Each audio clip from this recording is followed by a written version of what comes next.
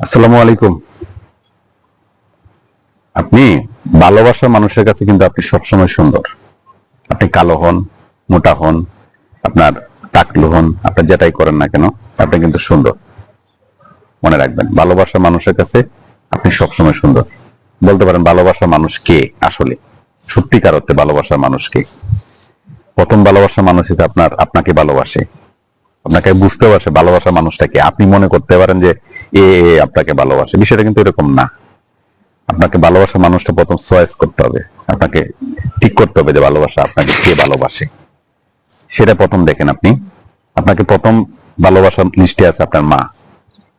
জন্মের পরে দেখেন আপনার মা আপনাকে, মানে আপনি কি কালার, সাদা না ফর্সা না কিরকম কি কি মেয়া, ওইটা কিন্তু না। আপনাকে সুমাইতে সুমাইতে মুছতে মুছতে পায়খানা পচা পরিষ্কার করতে করতে ভয়ানক অবস্থা। মানে প্রথম ভালোবাসার মানুষ আপনি সবচেয়ে সুন্দর তার কাছে আপনার মা। এর এর চেয়ে ভালো সুন্দর আর কারো কাছে নাই। তার কাছে আপনি সবসময় সুন্দর, আপনি যে কালারই হন। আপনি আফ্রিকার কালার, আপনি 200 গুণ হলে মার কাছে আপনি সুন্দর, আপনি শুকনা। দ্বিতীয় ভালোবাসা মানুষ হচ্ছে আপনার বাবা। আপনি আপনার বাবার কাছে সবচেয়ে সুন্দর, সব সময় সুন্দর।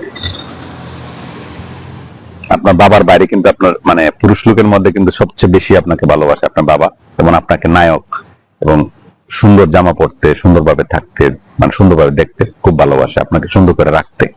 দেখবেন সবচেয়ে বেশি জামা কাপড় কিন্তু সে কিনে নিয়ে আসে। ঠিক আছে কিনা? আপনার বাবা কিন্তু দেখবেন যত কিছু ছোটবেলা, মানে এটা আমার ছেলে পড়বে, আমার এটা খাবে, আমার ছেলে সাইকেল চালাবে, মানে আপনার ছোটবেলার বিষয়টা দেখেন। এখন মানে 18, 19 বছর, 20 বছর পর্যন্ত আপনি খেয়াল করে দেখেন আপনার ভালোবাসার মানুষকে আপনাকে কি কি কিনে দেয়, মানে ছেলের, মানে নিজে না কিনে কিন্তু ছেলের জন্য কিনে। ঠিক আছে কিনা? আপনি দেখেন ভালোবাসার মানুষ।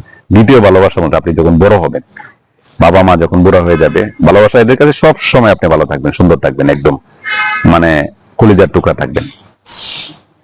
মনে রাখবেন, ওই দুজন মানুষ, বাবা এবং মা, সেকেন্ড কোনো ব্যক্তি, থার্ড কোনো ব্যক্তি এখানে আসবে না। আপনি যদি আইনে থাকেন তাহলে আপনি ভুল করছেন জীবনে।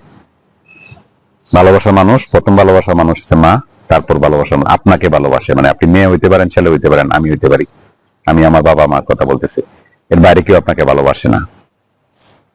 সত্যি কথা। যখন আপনি বড় হবেন, আপনি বিয়ে করবেন, আপনি যখন বড় হবেন এবং বিয়ে করবেন, তখন আপনাকে ভালোবাসবে আপনার মেয়ে এবং আপনার ছেলে, আপনার মেয়েরা এবং আপনার ছেলেরা। আপনি তাদের কাছে ভালোবাসা মানুষ, তাদের কাছে সবচেয়ে সুন্দর, সবচেয়ে সুন্দর বাবা, সবচেয়ে সুন্দর মা। ঠিক আছে? আপনার ছেলে এবং আপনার মেয়ে, এর বাইরে কিন্তু আপনাকে কেউ ভালোবাসবে না।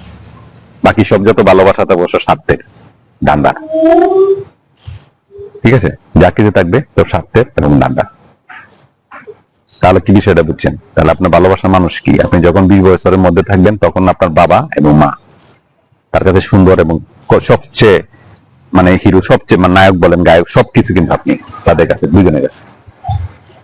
তারপরে দেখেন আপনি যখন আপনার বয়স যখন 40 হয়ে যাবে, অথবা 40-50 হয়ে যাবে, তখন তার কাছে ভালোবাসার মানুষ কি? আপনার মেয়ে এবং আপনার ছেলে। এই দুজন কিন্তু আপনার ভালোবাসার মানুষ। বাকিরা সবাই সব ডান্ডা। মানে বউ, বউ হয়েছে কিন্তু সে আপনাকে বিয়ে করছে, এ করছে, তার কিন্তু আপনার থাকবে। যদি অতি কপাল, মনে করে আসমানের নিচে যদি খুব সুখ থাকে, মনে করেন যে আপনি আল্লাহ কপালে নিজ হাতে সুখ পাঠাইছে, বউ আপনাকে ভালোবাসবে। এটা হচ্ছে ঐচ্ছিক। এটা যদি পান তাহলে আর কিছু দরকার নাই। ঠিক আছে কিনা? তাহলে ভালোবাসার মানুষ মূলত হচ্ছে 4 জন। এক্সট্রা হচ্ছে মানে অপশনাল সাবজেক্ট থাকে না, অপশনাল সাবজেক্ট হচ্ছে আপনার বউ অথবা আপনার স্বামী, বউ অথবা স্বামী, 2 জন।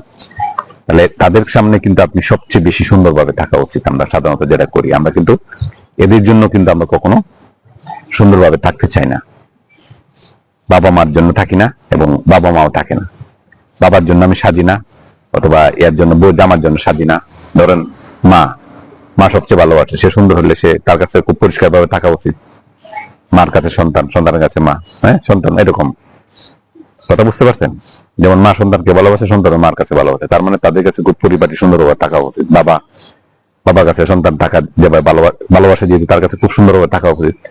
আর বাবাও তার কাছে সন্তানও থাকা উচিত, বাবাও থাকা উচিত, মা থাকা উচিত, সন্তানেরও থাকা উচিত। কিন্তু আমরা কিন্তু এটা করি না। যখন সবচেয়ে ভালো ড্রেস পরে কিন্তু কোন বিয়েতে যাই, তখন কিন্তু আমি ভালো ড্রেসটা পরি। ভালো ভালো বাইরে যারা আমাকে ভালোবাসে না তাদেরকে দেখানোর জন্য কিন্তু আমি শেভ করি, দাঁত ব্রাশ করি, আমি বডি স্প্রে মারি, সবকিছু কিন্তু আমি যারা ভালোবাসে না তাদের জন্য করে থাকি। সত্যি কথা কিনা?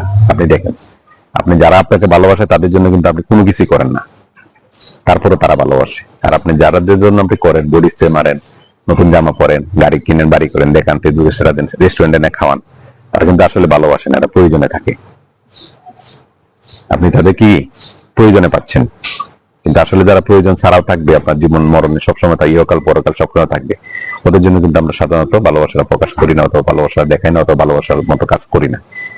তাহলে আমাদের কি করা উচিত? যারা আমাকে ভালোবাসে, আসলে যারা ভালোবাসে, ধরেন মা বাবা, তারপরে ছেলে মেয়ে বউ, মা বাবা ছেলে মেয়ে স্বামী, তার জন্য সবসময় পরিপাটি সুন্দর অবস্থা থাকা উচিত। তাহলে আমাদের কি করতে হবে? আমরা আসলে ভালোবাসাটা বুঝতে হবে, যার সে ভালোবাসাটা কি, দেখানো ভালোবাসা বাদ দিতে হবে। তাদের সাথে ভালোবাসা একদম সিম্পল ভাবে থাকবেন, আপনার সুখের ইসলামও থাকবে, সবকিছু ঠিক থাকবে। ঠিক আছে?